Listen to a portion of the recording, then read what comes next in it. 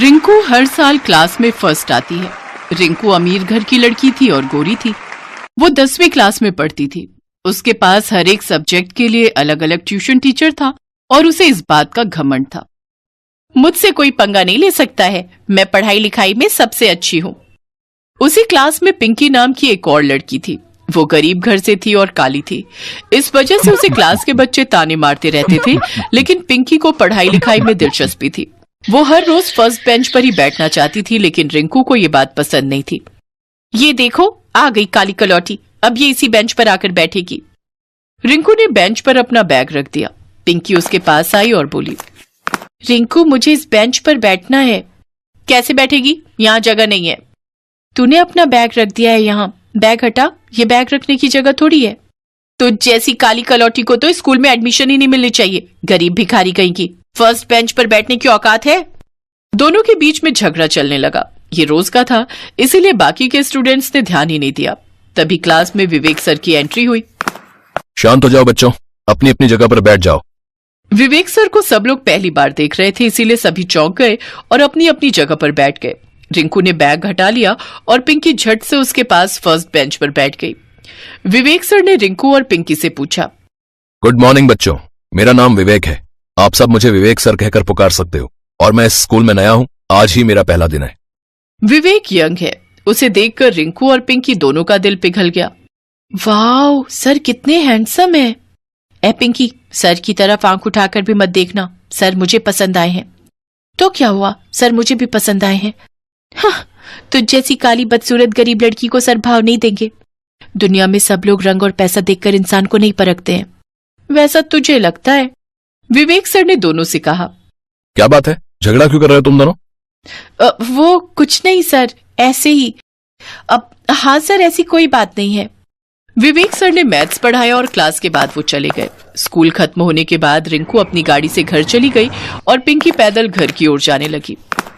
लगता है विवेक सर से मुझे प्यार हो गया है, पति हो तो विवेक सर जैसा। उधर रिंकू भी पढ़ाई में मन नहीं लगा पा रही थी। उसकी माँ ने उसके हाथ में दूध का ग्लास दिया, लेकिन वो ग्लास गिरकर टूट गया।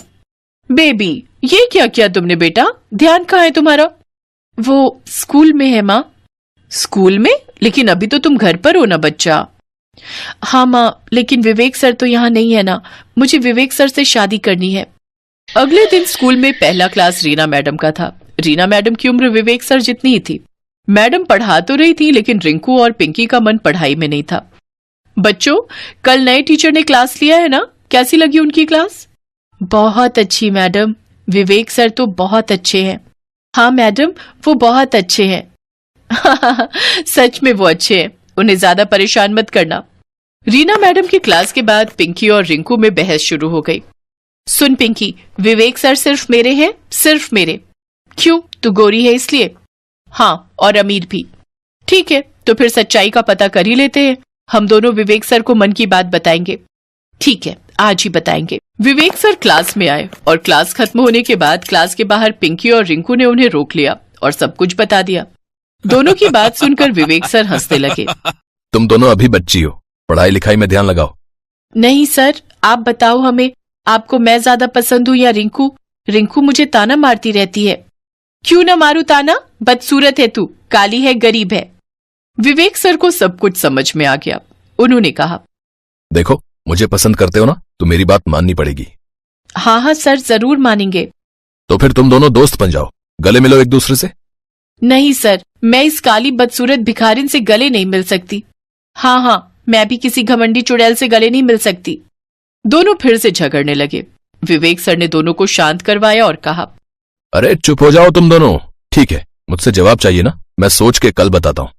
रात को पिंकी और रिंकू को नींद नहीं आई। दोनों आंखें खोलकर विवेक सर से शादी के सपने देखने लगे। अगले दिन स्कूल आते ही विवेक सर ने दोनों को बुलाया और कहा, रिंकू, तुम मैथ्स में वीक हो ना? हाँ सर, मैथ्स के लिए मेरे पापा ने 2 टीचर रखे हैं, लेकिन कुछ हो ही नहीं रहा है। बाकी सब सब्जेक्ट्स में मुझे अच्छे मार्क्स आते हैं। बहुत अच्छी बात है, लेकिन मैथ्स में अच्छे मार्क्स नहीं आएंगे तो 10वीं कक्षा में टॉप कैसे करोगी? और पिंकी, तुम इंग्लिश में वीक हो ना? हाँ सर, हमारे गांव में कोई भी इंग्लिश नहीं बोल पाता है, ट्यूशन लगाने का पैसा नहीं है, लेकिन मैं मैथ्स में बहुत अच्छी हूँ। समझ गया। सुनो, आज से तुम दोनों एक दूसरे को पढ़ाओगी। पिंकी, तुम रिंकू को मैथ्स पढ़ाओगी और रिंकू, तुम पिंकी को इंग्लिश पढ़ाओगी। लेकिन उससे क्या होगा सर? जो अच्छे से पढ़ा पाएगी मैं उसी का प्यार स्वीकार करूंगा, और उसका विचार साल के अंत में होगा। रिजल्ट से ही पता चल जाएगा कि किसने कितनी अच्छी तरह से दूसरे को ट्रेनिंग दी है। ठीक है? ठीक है सर, मैं रिंकू को मैथ्स पढ़ाने में जान लगा दूंगी। मैं भी पिंकी को पढ़ाने में जान लगा दूंगी सर। विवेक सर से शादी करने का सपना दोनों के सर चढ़ गया था। क्लास के बाद दोनों स्कूल में पढ़ने और पढ़ाने के लिए एक दूसरे के साथ बैठ गए। लेकिन छुट्टी के बाद स्कूल का गेट तो बंद हो जाता है। एक जगह तो चाहिए पढ़ने के लिए। एक काम करते, तू मेरे साथ मेरे घर चल, वहां पढ़ाई कर लेंगे। ठीक है, लेकिन तू कल मेरे साथ मेरे घर जाएगी। ठीक है, पक्का। ऐसे ही एक दिन पिंकी के घर और एक दिन रिंकू के घर में दोनों पढ़ाई करने लगी। रिंकू पिंकी को इंग्लिश पढ़ाने लगी और पिंकी रिंकू को मैथ्स पढ़ाने लगी। विवेक सर के कहने पर दोनों मन लगाकर पढ़ते भी गए और ऐसे दोनों में दोस्ती हो गई। फाइनल एग्जाम के बाद दोनों रिजल्ट के लिए इंतजार करने लगे और रिजल्ट वाले दिन सुबह सुबह स्कूल पहुंच गए। हे भगवान, बस पिंकी को इंग्लिश में ज्यादा मार्क्स आ जाएं। हे भगवान, बस रिंकू को मैथ्स में ज्यादा मार्क्स आ जाएं। जिंदगी में पहली बार दोनों एक दूसरे के लिए प्रार्थना करने लगे और दोनों को इंग्लिश और मैथ में फुल मार्क्स मिले। दोनों खुश होकर एक दूसरे का हाथ पकड़कर विवेक सर के पास गई। सर, हम दोनों को फुल मार्क्स मिले हैं, हम दोनों बहुत खुश हैं। हाँ सर, अब तो बता दीजिए आपको हम में से कौन ज्यादा पसंद है? मुझे तो तुम दोनों पसंद हो, लेकिन एक स्टूडेंट के हिसाब से मुझे तो बस तुम दोनों में दोस्ती करवानी थी। पढ़ाई लिखाई से भी ज्यादा इंसान में इंसानियत और प्यार ही जरूरी है, और आज तुम दोनों वो सीख गई हो। इसीलिए मैं तुम्हें अपनी शादी में बुलाना चाहता हूँ। ये लो कार्ड। आपकी शादी? लेकिन किससे? तभी रीना मैडम सामने आई। मुझसे। हम दोनों शादी कर रहे हैं। तुम दोनों को दोस्त बनाने का ये आइडिया मैंने ही विवेक को दिया था। पिंकी और रिंकी को दोस्ती की अहमियत समझ में आई। आज वो दोनों दुखी नहीं थे बल्कि बहुत खुश थे। एक साथ सज धज कर वो दोनों विवेक सर और रीना मैडम की शादी में गए और उसके बाद क्लास में हमेशा एक साथ फर्स्ट बेंच पर बैठने लगे। शादी के सपनों ने उन्हें असली प्यार और दोस्ती सिखा दी।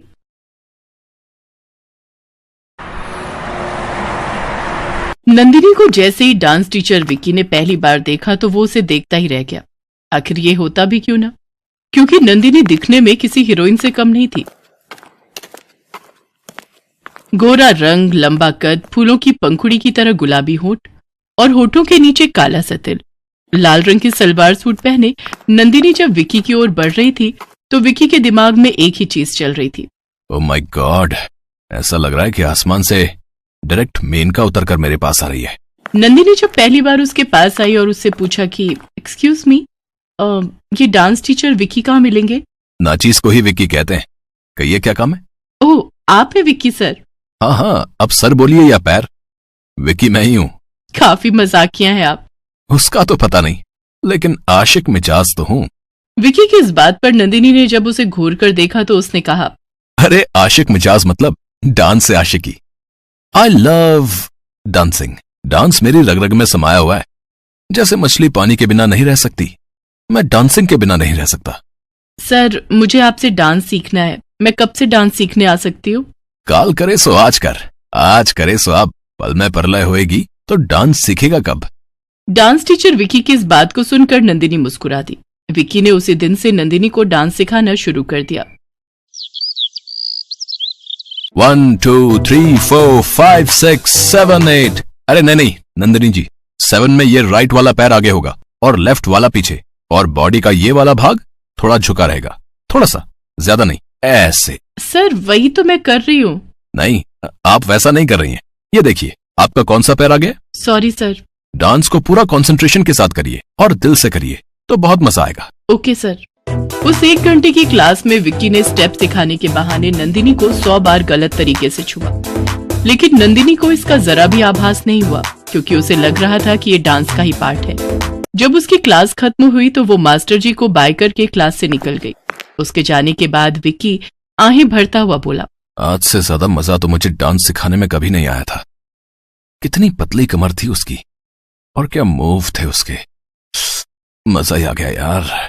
लोग फालतू में डॉक्टर बनते हैं, इंजीनियर बनते हैं या साइंटिस्ट बनते हैं। अरे जो मजा डांस टीचर बनने में है, वो मजा भला कोई और प्रोफेशन कैसे दे सकता है? ए ऊपर वाले, तूने मेरी किस्मत इतनी शानदार बनाई है कि इसके लिए तेरा 1,00,000 बार भी शुक्रिया अदा करूं तो वो कम पड़ेगा। उधर नंदिनी लगातार विकी डांस टीचर की क्लास में आने लगी, लेकिन धीरे धीरे उसे ये एहसास होने लगा कि विकी डांस टीचर हमेशा कोई न कोई ऐसे मौके की तलाश में रहता जब वो उसे टच कर सके। डांस टीचर कौन है, मैं या आप? सर वो तो आप हैं, लेकिन इस बार मैंने तो सही स्टेप्स किए हैं। अरे नंदिनी जी, आपने सही किए हैं तो क्या मेरी आंखें खराब हैं जो मुझे गलत दिख रही हैं? नहीं सर, ऐसा नहीं है। मुझे तो लगता है कि ऐसा ही है, तभी तो आप मुझे ही सिखा रही हैं। देखिए नंदिनी जी, गलत स्टेप करिएगा तो मुझे करेक्ट तो करना ही होगा ना। अगर करेक्ट नहीं किया तो कल को आप मुझे ही दोष देंगी। नंदिनी के पति देवेश का ट्रांसफर हो गया था, इसलिए कुछ दिन पहले ही वो इस मोहल्ले में रहने आई थी। देवेश बैंक में मैनेजर था। वो हर दिन 9:30 बजे बैंक के लिए निकल जाता। उसके जाने के बाद पूरा दिन नंदिनी घर में अकेली बोर होती। डांस करने का उसे बहुत शौक था, इसलिए एक दिन उसने देवेश से कहा, आप तो जानते ही है ना, कॉलेज के समय से ही मुझे डांस सीखने का बहुत शौक रहा है। शादी के बाद मेरा वो शौक कहीं किसी बक्से में बंद हो गया। देखिए, आप तो पूरा दिन ऑफिस में रहते हैं, लेकिन मैं घर में बोर हो जाती हूँ। अगर मैं डांस फिर से सीखने लगूंगी तो मेरी बोरियत कम हो जाएगी और मेरा पुराना शौक भी पूरा हो जाएगा। अरे बाबा, तो मैंने कहा तुम्हें रोका है अपने शौक पूरे करने से? जाओ और सीखो। वैसे भी शादी के बाद तुम्हारी उंगलियों के इशारे पर मुझे डांस करना तो आ ही गया है। ये क्या कर रहे हैं सर आप? हाँ, क्या कर रहे हैं? क्या कर रहा हूँ मतलब? डांस की क्लास है, डांस सिखा रहा हूँ। सर, या तो आप बहुत स्मार्ट हैं या मुझे बेवकूफ समझ रहे हैं। क्या मतलब है आपका? मतलब ये है कि पिछले 10 दिनों से मैं आपको नोटिस कर रही हूँ कि आप डांस सिखाते कम है, इधर उधर टच ज्यादा करते हैं। बहुत ही बेशर्म किस्म के इंसान हैं आप। नंदिनी की बातों को सुनकर विक्की आग बबूला हो गया। उसने नंदिनी पर लगभग चिल्लाते हुए कहा कि आपका दिमाग तो ठीक है? क्या कह रही हैं आप? सालों से मैं यहाँ डांस क्लास चला रहा हूँ, कला की साधना कर रहा हूँ, और आप मुझ पर ऐसे बेबुनियाद आरोप लगा रही हैं। देखिए, आपको डांस सीखना है तो सीखिए, नहीं सीखना है तो कहीं और चले जाइए, लेकिन इस तरह मेरी कला को, मेरी साधना को नीचा मत दिखाइए। विक्की चिल्ला चिल्ला कर ये बातें कर रहा था और उसकी बातों को पूरी क्लास सुन रही थी। तभी उसी क्लास में डांस सीखने वाली एक लेडी रानी विक्की के पास आई और उसके मुंह पर एक जोरदार तमाचा मार दिया। कला की साधना? आप कला की साधना कर रहे हैं? अरे सर, शर्म करिए आप, शर्म। आप कला की साधना नहीं कर रहे हैं, बल्कि उसकी आड़ में अपनी गंदी इच्छा पूरी कर रहे हैं। अरे, आपकी हिम्मत कैसे हुई मुझे थप्पड़ मारने की? कौन है आप? आपने तो कुछ दिन पहले ही यहाँ एडमिशन लिया है। आपकी बड़ी उम्र देखकर मैंने मना भी किया था डांस सिखाने से। कितना जिद किया था आपने डांस सिखाने के लिए। बहुत ही बदतमीज किस्म की लेडी हैं आप। मैं रानी हूँ, इंस्पेक्टर रानी। पिछले कई दिनों से मुझे तुम्हारी बेशर्मी की शिकायत मिल रही थी, लेकिन ठोस सबूतों के अभाव में मैं कुछ कर नहीं पा रही थी। इस बदमाश आदमी की बुरी नीयत का शिकार मेरी बेटी भी हुई है। 1 सप्ताह पहले की बात है। मम्मी, डांस टीचर अच्छे नहीं है। वो डांस कम सिखाते, इधर उधर टच ज्यादा करते, और जब मैं उन्हें कुछ बोलती हूँ तो वो ये बोलते हैं कि ये तो डांस का पार्ट है, गलती करोगी तो सही तो करना ही होगा। बेटी, तू चिंता मत कर। तुम्हारे उस डांस टीचर की सारी पोल मैं सबके सामने खोलूंगी, और वो भी सबूत के साथ। इंस्पेक्टर रानी ने भी विक्की की क्लास में एडमिशन ले लिया और उसकी एक एक हरकत को अपने छिपे कैमरे में कैद करने लगी। इंस्पेक्टर रानी विक्की को गिरफ्तार करके थाने ले गई। थाने में उसकी अच्छे से मरम्मत की गई और फिर उसे जेल भेज दिया गया। उसे 6 साल की सजा हुई। हेलो दोस्तों, कैसे हैं आप सब? हमारी कहानियां देखने के लिए हमारे चैनल को सब्सक्राइब कीजिए और हाँ, बेल आइकॉन पर क्लिक करना मत भूलिएगा।